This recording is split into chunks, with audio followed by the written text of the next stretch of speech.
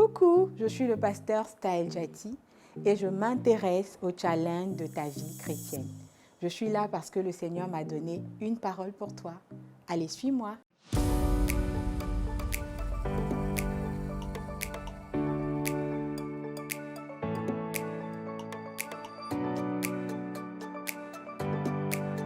y a une parole pour toi. Comment résoudre des conflits lorsque vous êtes en porte-à-faux avec une personne? C'est des choses qui peuvent nous arriver tout le temps, que ce soit dans nos relations amicales, que ce soit dans nos relations de couple, que ce soit entre frères et sœurs, que ce soit au travail, avec le collègue. C'est vraiment des choses qu'on rencontre parce que nous sommes différents. Nous venons d'ethnies différentes, d'éducations différentes, nous venons d'environnements différents. Alors, naturellement, quand on se met ensemble, ça peut créer quelques frictions avec les personnes de qui nous sommes proches. Alors, aujourd'hui, j'aimerais que nous puissions ensemble méditer la parole de Dieu et voir quels sont les secrets de Dieu pour régler nos conflits. Dans le chapitre 5 du livre de Esther, il y a vraiment cette situation qui m'a touchée, qui m'a marquée à propos du moment où Esther a su qu'il y avait un complot contre son peuple. Esther va se lever, comme vous le savez, faire jeûner tout le peuple et elle va aller devant le roi. Lorsque le roi lui a demandé ce qu'elle voulait, Esther a dit au roi que le roi me fasse grâce et qu'il vienne manger chez moi avec Aman. Waouh! Esther ne cherchait pas à faire manger le roi. Elle ne voulait pas faire de fête. Esther cherchait à sauver son peuple. Mais la sagesse de Dieu dans sa vie l'a fait procéder d'une manière particulière. Elle n'a pas attaqué directement le conflit. Elle est passée par une méthode de paix, une méthode pacifique.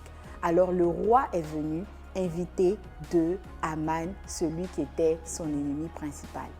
Et le premier soir, lorsqu'ils ont mangé, le roi lui demande encore une fois, « Qu'est-ce que tu veux que je fasse pour toi ?»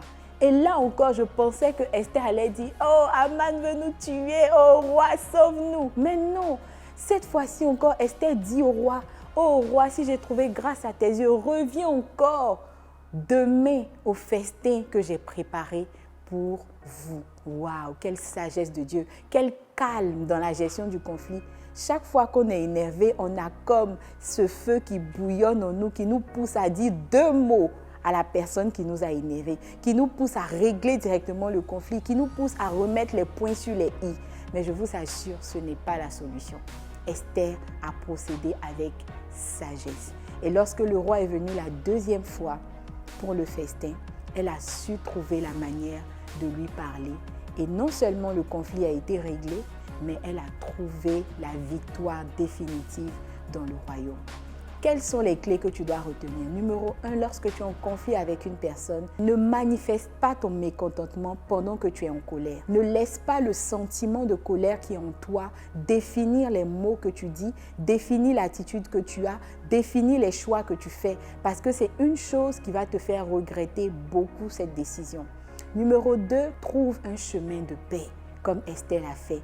Trouve un chemin, invite la personne à manger, invite la personne à prendre un coca, pose des questions à la personne à propos de l'état dans lequel elle-même se trouve.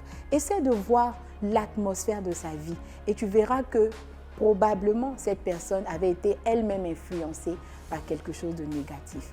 Alors voilà ces deux clés que j'ai pu voir dans cette histoire d'Esther et c'est ces deux secrets que je veux partager avec toi. Aujourd'hui, décide d'aborder la résolution des conflits dans ta vie différemment. Et je suis sûre que comme Esther, il y aura une couronne qui sera maintenue sur ta tête. Que Dieu te bénisse.